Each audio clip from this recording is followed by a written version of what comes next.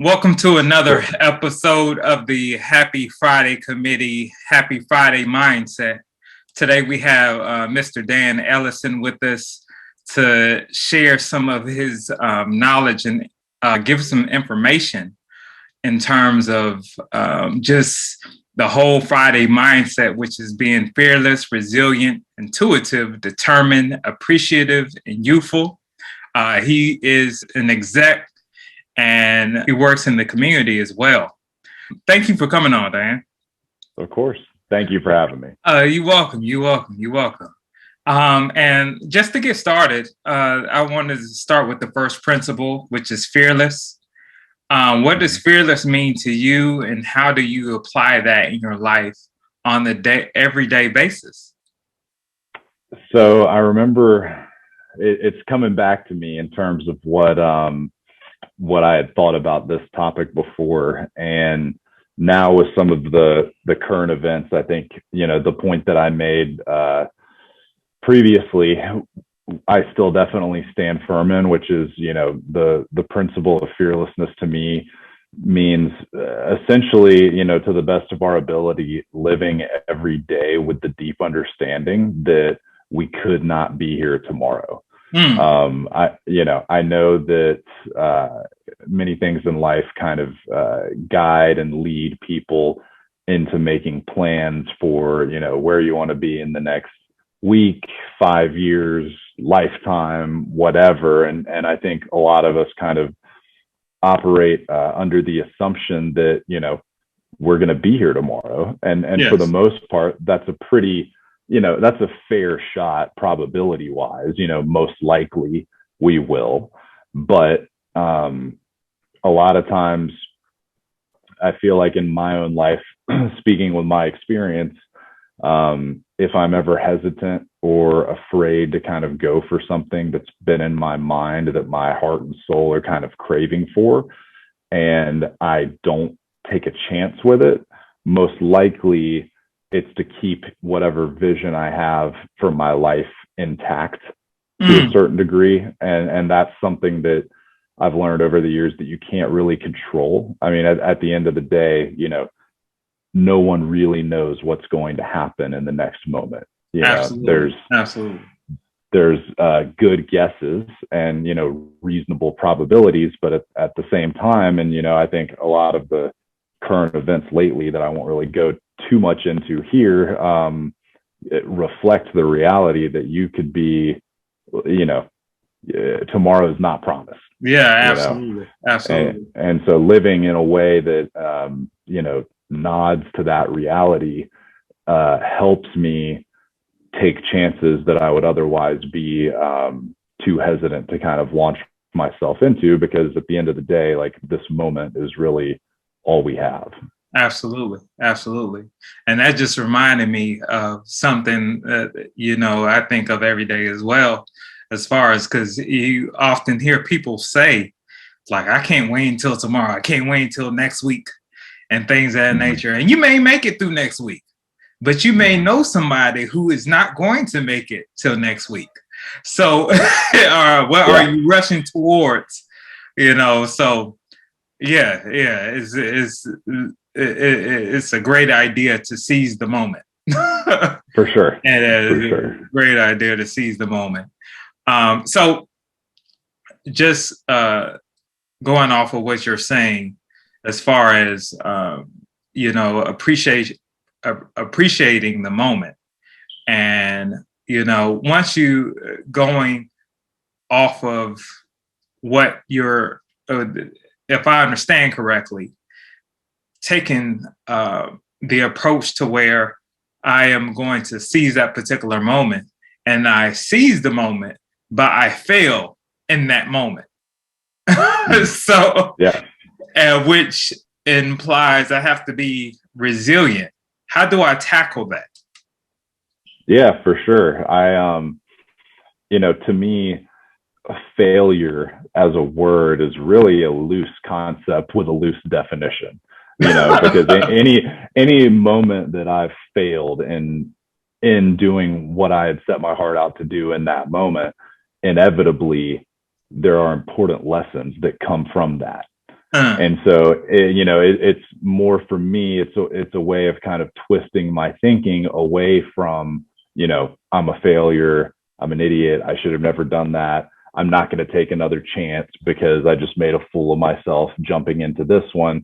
A lot of people kind of instantly launch into that negative thought process that kind of carries one away from what you could, surmise out of the moment or kind of take it to mean, which is, oh, that didn't work. Why didn't it work? If you take it as less personally, then many people, like, I think it's our tendency to kind of focus exclusively on ourselves, right? Like a lot of people, they are concerned with their own design schemes, plans, aspirations, goals. And a lot of times failing in a certain moment, they'll take as a reflection on themselves personally. Yes. But if you step to a moment, with an open mind and heart and give it the best you can, then there's really no failure, because whatever happens, you're going to learn something. And honestly, if every moment was a success, then, one couldn't have a goal of learning for the rest of their life and just being open to existence as it presents itself. And so, like, anytime I've failed, I've really just, after the fact, once my ego gets nursed back to health,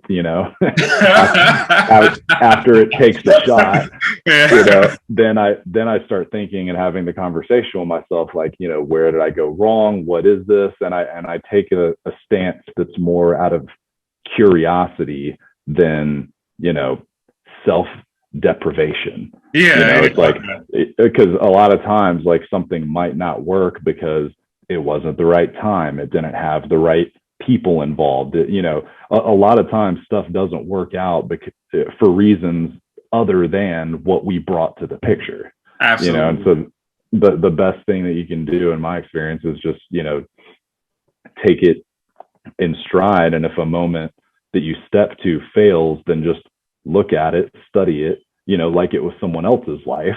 Absolutely. And try not to take it personally. And then the next time a similar moment presents itself, you'll be able to draw from that experience and be like, oh, when I took this action, it blew up in my face. So maybe I'll try this and see what happens. Absolutely. But just keeping a curiosity about it. Absolutely. Okay, so that covers fearless and resilience, and that sounds like it's leading into intuition, being intuitive. After you've taken those steps and better now in terms of which way to go, because I tried this last time.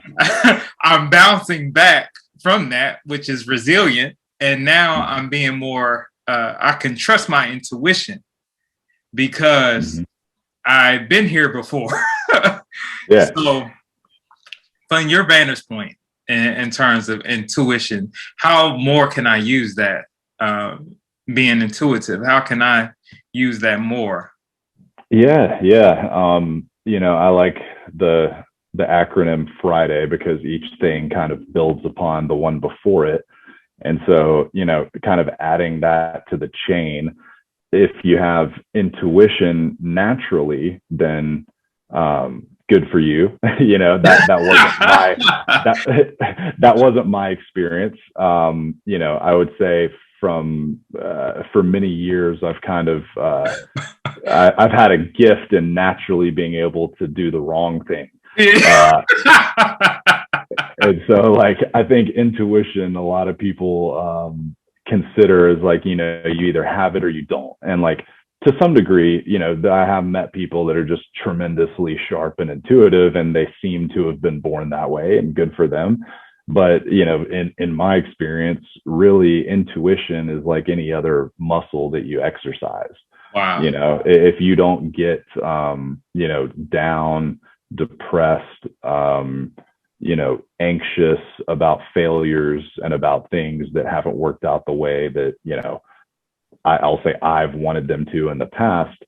The flip side of that coin is basically through the resilience of kind of building up these moments of failure and stepping to the next, when you do that, you lose fear, you start having faith, you foster and build your resilience, and you exercise your intuition muscle, because you'll have these seeds planted from prior experiences when you step to a new situation, and then that intuition muscle will kind of be a natural reflex to where you're like, oh, here's what happened when I did this, so I'm going to try doing this. And then you kind of build on that. And then if it fails twice, then the third time, you'll have a more refined intuition, and you'll say, okay, I went this way and this way, neither of those work, so I'm going to do number 3. And then you just kind of, you kind of roll with it. And then eventually, like, life will basically give you positive feedback that, okay, like, step into this situation and doing the right thing in this way yielded these results. And so then it won't even be a question from that point forward. You'll just intuitively know what to do. Absolutely. Absolutely. And that leads to the next principle or word, which is determination. Being determined. Could you expound more on that? Being determined, and like you just said, if I try this and this doesn't work, but I'm trying this, but continuing to do it, I'm determined. So from your vantage point, how do you remain determined? For sure. I think determination is a lot of times, in my experience, is kind of misunderstood as something that you have to do, like something that an action you have to take, a thing you have to say, or basically like some sort of outward activity. And in my experience, what I consider determination now is just the continued willingness to step up to the plate of whatever life's moments put in front of you. Wow. And that's really all, like, and that might look like action sometimes, that might look like taking no action even though you want to other times. That might look like saying something, or it might look like remaining silent. And so it's, really determination for me is just, one's continued willingness to step up and show up. Wow. Regardless of what happens, but just the continued willingness to put yourself out there and to face each moment, as best as you can with courage and integrity. And just, if you get punched in the face once, step up again. Step up again, and not physically, obviously. I mean, shit, sometimes physically, I guess. But just like a relentlessness to your willingness to kind of show up to life. Absolutely. So I stepped up and I showed up, and finally I get it. How do I show appreciation, which is the next principle? How do I show appreciation in that? And so I've done it in 2 different ways. One's more internal and one's more external. Internally, there's always going to be stuff that's going less than desirable in my life, and there's always going to be stuff that's going better than I could have ever dreamed in my life. And so, showing appreciation with me begins at the internal phase, where I remain in remembrance of the things that I have to be grateful for. Wow. And a lot of times that looks like just, saying, hey, like, this job might be hard and I might be stressed out, but I'm, in a reasonably nice office with air conditioning and, like, able to support myself and survive. And, you don't have to look far in this world to see someone who has it worse than you or better than you. And so Absolutely. It's just, which one do you choose to kind of focus on in your comparisons? And so it's like, many days, like, if it's a tough day, then I'll just kind of make a list in the morning or at night of, here are 10 things I'm grateful for. And then when I really look at it, it kind of totally transforms your perspective on, the things that are going well. Absolutely. And then the external part of it to me is once you are in remembrance of the things that are going well that you're grateful for, no one can be where they are today without the help of other people. I mean, human beings are a very social species. I mean, Absolutely. you can't, you don't really, like, even though in, America, we like to celebrate like the self-made man or woman, like there's really, I've found no such thing. Wow. Like anyone that's quote unquote self-made, you can't tell me they did everything they did in a vacuum. You had to have conversations that started an idea, or people that were willing to be the plug for you into some sort of vehicle to realize your dreams, and people giving you advice, and people loaning you money, or it's